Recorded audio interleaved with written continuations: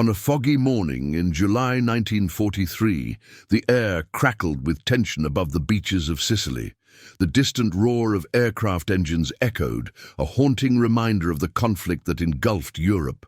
Soldiers, clad in olive drab, huddled in makeshift bunkers, their hearts pounding as they awaited the next wave of assault.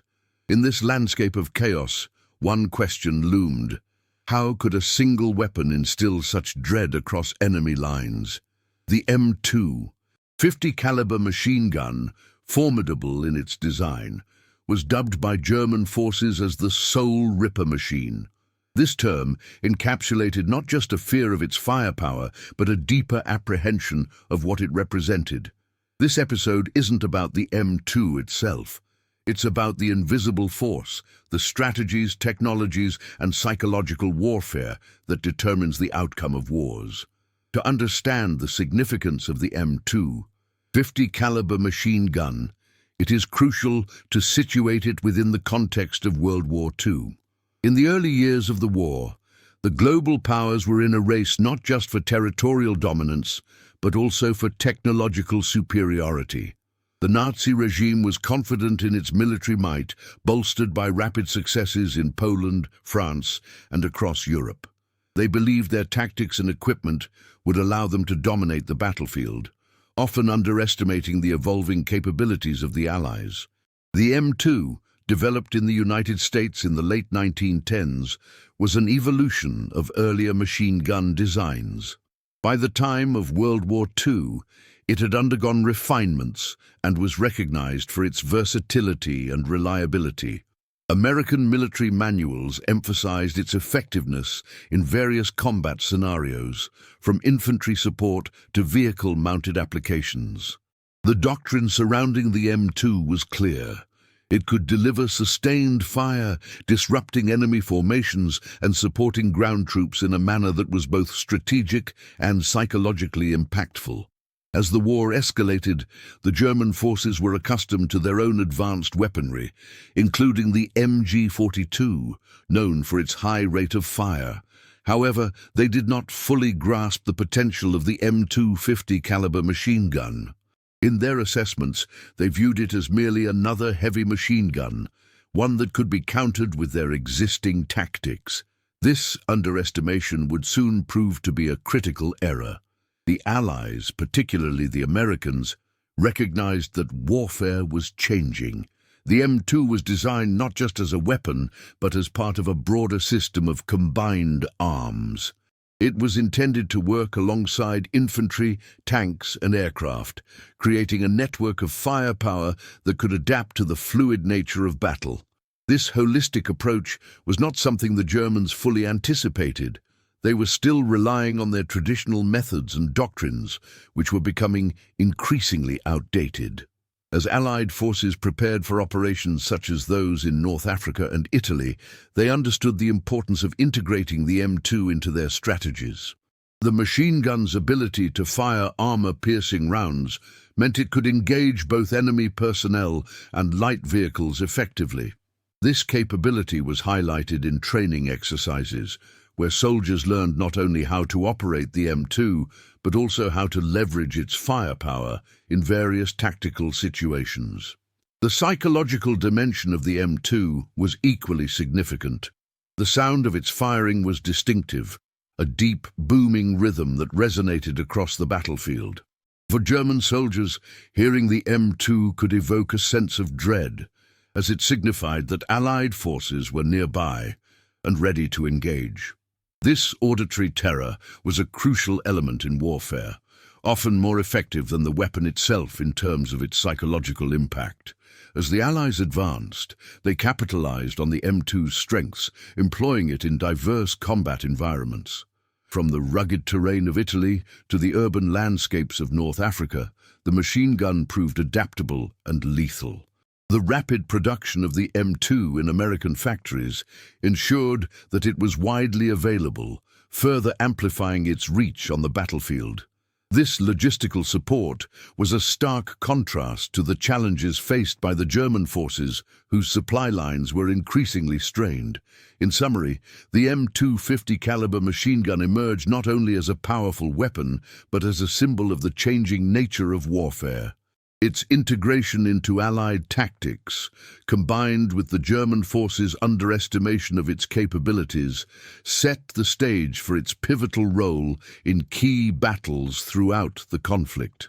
Understanding this context reveals not just a weapon, but a shift in military doctrine that would have lasting implications for the outcome of World War II.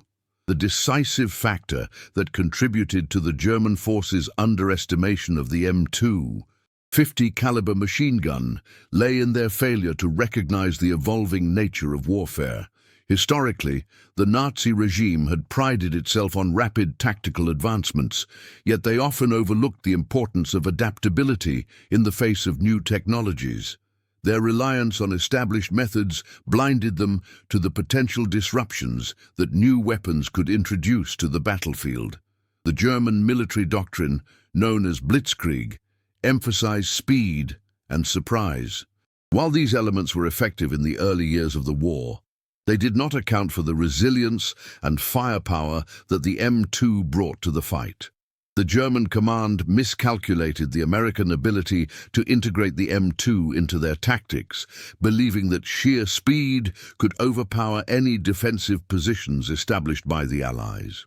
Moreover, the Germans had encountered American forces with outdated weaponry and tactics early in the war, which led to a false sense of security. Their experiences during campaigns, such as the initial phases of the North African campaign, fostered a belief that American soldiers were poorly equipped and trained. This underestimation extended to their perception of the M2, which they regarded as a secondary weapon rather than a primary threat. Cultural factors also played a role in this blind spot. The Nazi regime cultivated an image of invincibility, portraying the Wehrmacht as the ultimate military force. This propaganda created an echo chamber where critical assessments of enemy capabilities were often dismissed or downplayed. Consequently, the M2 was not seen as a serious threat within the broader context of the conflict. In addition, the German command structure often relied on rigid hierarchies and established doctrines. This rigidity stifled innovative thinking and adaptability among commanders on the ground. As a result, when facing the M2 in combat, they struggled to devise effective countermeasures or strategies that could neutralize its impact. This mental block proved costly in several key engagements. The Allies' emphasis on combined arms warfare, which integrated infantry, armor, and artillery, was a concept that the Germans had initially pioneered but had since become complacent about. The M2's role in this integrated approach was crucial, providing suppressive fire that allowed other units to maneuver effectively. The German forces, fixated on traditional tactics, failed to adapt to this evolving paradigm. This disconnect between perception and reality was further compounded by the rapid pace of technological advancement during the war. As the United States ramped up production of the M2 machine gun, its effectiveness in various theaters of war became increasingly apparent.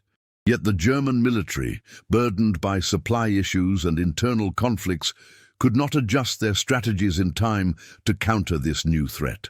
Ultimately, the German forces' underestimation of the M250 caliber machine gun was a reflection of a larger failure to adapt to the changing dynamics of warfare. Their reliance on outdated doctrines, combined with a cultural belief in their superiority, created a blind spot that would have dire consequences in the battles to come. This oversight not only highlighted the importance of adaptability in military strategy, but also served as a crucial lesson in the ever-evolving landscape of warfare. The M250 caliber machine gun represented a technological advancement that significantly altered the battlefield dynamics of World War II. Its design, developed by John Browning, incorporated several key features that contributed to its effectiveness in combat. First, the M2 was air-cooled, allowing for sustained fire without the risk of overheating, a critical advantage during prolonged engagements. This feature enabled operators to deliver continuous suppressive fire, disrupting enemy movements and communications. Second, the M2's caliber of 50 inches allowed it to fire armor-piercing rounds. This capability made it effective against not only infantry, but also light armored vehicles, which were increasingly present on the battlefield. The ability to engage multiple targets with a single weapon type provided Allied forces with greater flexibility in their tactical operations. This versatility was particularly important in the shifting landscapes of North Africa and Europe, where engagements could vary dramatically. Third, the M2's effective range was another significant attribute. It could accurately engage targets at distances exceeding 1,500 meters, far surpassing many other machine guns of the time. This extended range meant that Allied forces could establish defensive positions that were hard for German troops to breach. The psychological impact of facing a weapon that could strike from such distances added to the fear and confusion among enemy ranks. The practical battlefield advantage of the M2 stemmed from its integration into combined arms operations. Allied commanders quickly recognized that the M2 could be employed in various roles, from being mounted on vehicles to providing cover for advancing infantry. This adaptability allowed for a coordinated approach to combat, where the M2 could support different units in real time, creating a multi-layered defense that was difficult for the enemy to penetrate. Those who lacked a comparable weapon could not compensate for the M2's advantages. The German forces, despite their own advancements in machine gun technology, struggled to match the M2's versatility and impact. Their reliance on the MG42, while effective in its own right, did not provide the same range or armor-piercing capability, leaving gaps in their tactics against the evolving American strategy. The M2's deployment in various theaters of war showcased its effectiveness. During the North African campaign, it provided cover for American forces as they engaged Axis troops entrenched in fortified positions. The ability to deliver rapid, devastating fire from a distance forced German commanders to rethink their strategies, often retreating or altering their approaches to avoid M2 fire. Furthermore, the logistics surrounding the M2 were well planned. The United States implemented a mass production strategy, allowing for quick and efficient manufacturing. This ensured that frontline units were consistently supplied with M2 machine guns, maintaining a steady flow of firepower. In contrast, German forces faced supply shortages and production delays, limiting their ability to equip units adequately. In essence, the M2 50 caliber machine gun was not merely a weapon. It was a critical component of the Allied military strategy. Its design, versatility, and effective range provided a decisive edge on the battlefield. As a result, the German forces' inability to respond effectively to the capabilities of the M2 contributed to their challenges in the war, underscoring the importance of technological superiority in modern warfare. One of the most telling moments illustrating the effectiveness of the M2 50 caliber machine gun occurred during the Second Battle of El Alamein in late 1942.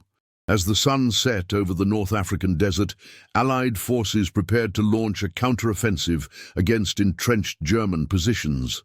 The air was thick with dust, and the sounds of distant artillery echoed through the night. Soldiers moved with purpose, their focus sharpened by the knowledge that their success depended on the firepower they brought to bear. As dawn broke on October 23rd, the attack commenced. The M2 machine guns roared to life, unleashing a hail of bullets on enemy positions. German troops, caught off guard, scrambled for cover as the heavy fire rained down upon them. The psychological shock of facing such concentrated firepower was palpable, and reports indicate that many soldiers found it difficult to maintain their composure amidst the chaos. In this moment, the M2 had transformed the landscape of battle, shifting the momentum in favor of the Allies. The impact of the M2 was not limited to the immediate battlefield. As the German forces realized they could not hold their positions against the relentless fire, panic began to spread. Commanders struggled to coordinate a response, and the effectiveness of their blitzkrieg tactics faltered. With the M2 providing continuous suppressive fire, Allied infantry advanced, pushing deeper into enemy lines. In a pivotal moment, a German machine gun nest positioned to counter the advancing Allies found itself under fire from multiple M2s. The crew, overwhelmed and unable to respond effectively, was forced to abandon their positions. This decision marked a turning point in the battle, illustrating how the M2 could disrupt enemy defenses and alter the course of engagements. As the day progressed, the M2's role became increasingly central to the Allied strategy. The sound of the machine guns became a harbinger of doom for German troops, who recognized that the Americans had harnessed a formidable weapon. The combination of firepower and psychological warfare created a sense of inevitability for the Axis forces, leading to a disintegration of their defensive lines. Logistics played a crucial role in sustaining the momentum as well. Supply lines ensured that M2s were consistently available, allowing for rapid resupply and replacement of crews. This operational efficiency contrasted sharply with German forces, who struggled with resource allocation.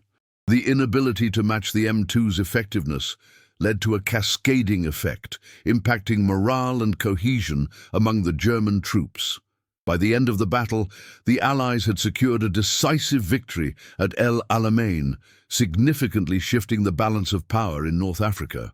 The M2.50 caliber machine gun had played a pivotal role in this outcome, demonstrating not only its lethal capabilities but also the broader implications of technological superiority in warfare. The events of that day underscored the crucial intersection of firepower, strategy, and the human psyche in determining the course of battle. The arithmetic of victory during the Second Battle of El Alamein provides a stark illustration of the M250 caliber machine gun's impact on the battlefield. The Allies deployed approximately 1,000 M2 machine guns throughout the campaign, illustrating the extensive integration of this weapon into their military strategy. This number represented a significant investment in firepower that would yield considerable returns in terms of operational effectiveness. The effective range of the M2, estimated at over 1,500 meters, allowed American forces to engage enemy positions from a distance, reducing their own exposure to fire. This capability translated into tactical advantages. For every 10 minutes of sustained fire from an M2, Allied forces could advance up to 500 meters, pushing back German defenses and seizing strategic ground. The ability to project firepower over such distances was a game-changer, altering the dynamics of engagement. Production statistics further illustrate the M2's significance. By 1943, American factories were producing nearly 20,000 ME2 machine guns per month. This rapid output ensured that frontline units were well equipped, allowing for sustained operations across multiple theaters of war. In contrast, German production rates for comparable weapons fell short, with reports indicating they could only manufacture around 10,000 MG-42s per month, limiting their ability to respond to Allied advancements. Moreover, the logistics surrounding the M2 facilitated operational continuity. Each M2 required approximately 5,000 rounds of ammunition for a single engagement, and the Allies ensured that supply chains were capable of delivering these quantities consistently.